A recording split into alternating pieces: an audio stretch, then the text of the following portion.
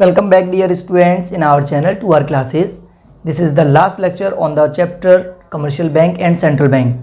In this lecture we will discuss about the differences between the commercial and the central bank.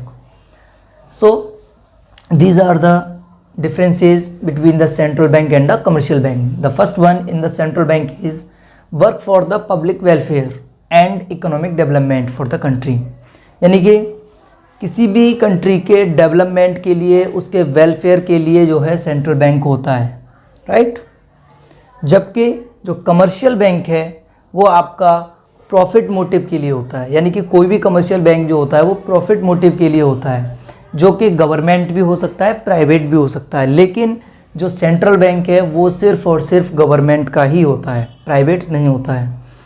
ये country के अंदर सिर्फ और सिर्फ एक ही होता है, सेंट्रल बैंक एक ही मिलेगा। इसकी ब्रांचेज अलग अलग हो सकती हैं डिफरेंट प्लेसेस पर, लेकिन सेंट्रल बैंक जो कि इंडिया के अंदर आरबीआई है, हम आरबीआई की बात करेंगे, रिजर्व बैंक ऑफ इंडिया है, वो सिर्फ एक ही है, right.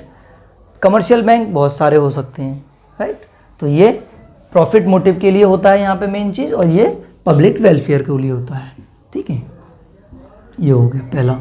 Second is control and regulate the entire banking system of a country. यानी पूरे कंट्री का जो बैंकिंग सिस्टम है उसको कंट्रोल करता है कौन? सेंट्रल बैंक या आरबीआई कह सकते हैं। तो सेंट्रल बैंक जो होता है वो पूरे कंट्री के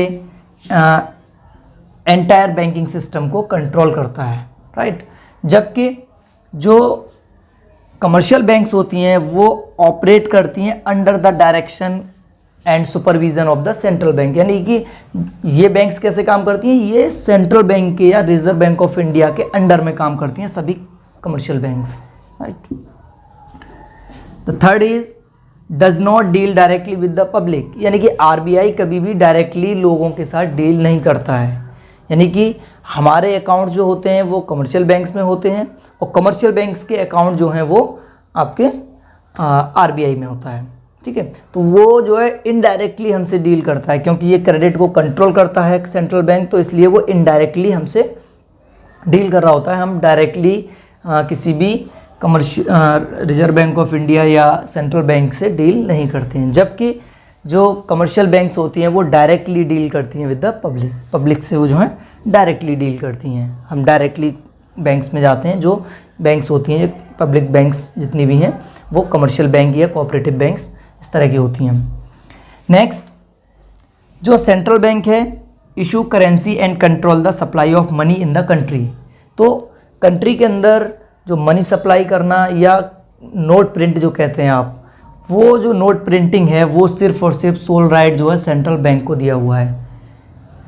जो कमर्शियल बैंक है डज नॉट इशू करेंसी, वो करेंसी इशू नहीं कर सकती, नोट प्रिंट नहीं कर सकती है कोई भी कमर्शियल बैंक को। सिर्फ नोट प्रिंट करने का जो राइट दिया गया है वो सेंट्रल बैंक को दिया गया है। और ये भी मैंने लास्ट कुछ लेक्चर्स में बताया है, मनी वाला चैप्टर था उसमें भी बताया है कि जो 1 रुपये का नोट और जितने भी कॉइन्स हैं वो मिनिस्ट्री ऑफ फाइनेंस मेल्ट करती है या प्रिंट करती है। और 2 रुपये से लेकर के 2000 रुपीज़ तक का नोट जो भी है, चाहे 2 रुपीज़ का हो, 5 का हो, 10 का हो, 20 का हो, 50 का हो, 100 का हो, 200 का हो, 500 का हो और 2000 का हो, कोई भी ऐसा नोट है वो सभी नोट जो है आरबीआई प्रिंट करती है, राइट। नेक्स्ट है स्टेट ओन्ड इंस्टीट्यूशन है। स्टेट ओन्ड का मतलब गवर्नमेंट है यहाँ पे, है ना, गवर्नमेंट का इंस्टीट्यूशन होता है ये। यानी कि जो भी सेंट्रल बैंक है वो गवर्नमेंट ओन्ड होती है, ये एक गवर्नमेंट ओन्ड इंस्टीट्यूशन की तरह काम करता है। जबकि यहाँ पे आप ले लेंगे स्टेट भी हो सकता है, प्राइवेट भी हो सकता है, यानी गवर्नमेंट की भी बैंक्स हो सकती हैं और प्राइवेट भी हो सकती हैं। जैसे आप गवर्नमेंट में एसबीआई को ले लें, राइट, जो गवर्नमेंट होल्ड है, और दूसरा प्राइवेट में आप कोई भी देना बैंक और इस टाइप की जो नाम है वो प्राइवेट ओन्ड इंस्टीट्यूशन हो सकते हैं। तो ये कमर्शियल बैंक प्राइवेट और गवर्नमेंट हो सकती हैं, लेकिन सेंट्रल बैंक जो कि एक ही होता है कंट्री के अंदर वो सिर्फ और सिर्फ गवर्नमेंट का होता है।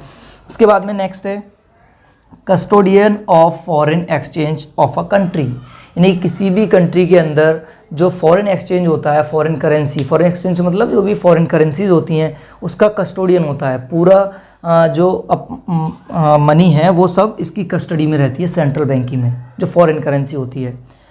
ये जो होती हैं कमर्शियल बैंक, ये सिर्फ perform foreign exchange business only है ना, ये ऐसे एक्ट करती हैं, सिर्फ बिजनेस का काम करती हैं। ये सिर्फ आपको जैसे पैसे की ज़रूरत है, आपको जो है यूएस जाना है, वहाँ के डॉलर चाहिए आपको, तो आप अपनी अब डायरेक्टली आप ये नहीं है कि भाई इसी के पास है, आरबीआई के पास ही जाएंगे आप पैसे लेने के लिए डॉलर्स, ऐसा नहीं है। आप अपनी कमर्शियल बैंक से जो है वहाँ का डॉलर जो है एक्सचेंज करा सकते हैं। तो ये सिर्फ उस बिज़नेस में इन्वॉल्व रहती है, उसके में फॉरेन एक्सचेंज के बिजनेस में। राइट, नेक्स्ट है बैंकर टू दी गवर्नमेंट, यानी गवर्नमेंट का बैंक होता है ये, ठीक है। जो आरबीआई है ये गवर्नमेंट की ही बैंक कहलाती है, ठीक है। तो बैंकर गवर्नमेंट का बैंकर है, सारे बैंक के काम जो है आरबीआई के थ्रू करेगी गवर्नमेंट।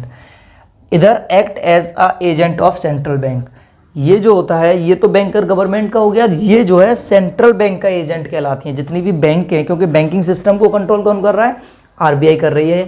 तो बैंकिंग सिस्टम को जब कंट्रोल कर रही है तो इसका मतलब जितनी भी बैंक्स होंगी वो सभी आरबीआई के अंडर में आती हैं। तो इसलिए ये एक्ट करती हैं किसकी तरह, एक एजेंट की तरह, एक एजेंट की तरह काम करती हैं कमर्शियल बैंक। किसका एजेंट, सेंट्रल बैंक का। And last one is the control credit creations, यानी कि the central bank controls the credit in the economy, and on the other hand commercial banks create the credit in the economy. तो thank you दोस्तों, इस तरह से ये हमने पूरा चैप्टर कवर कर लिया है 5 लेक्चर्स में। इसके नोट्स आप डिस्क्रिप्शन में लिंक दिया हुआ है, वहाँ से डाउनलोड कर सकते हैं। Thank you.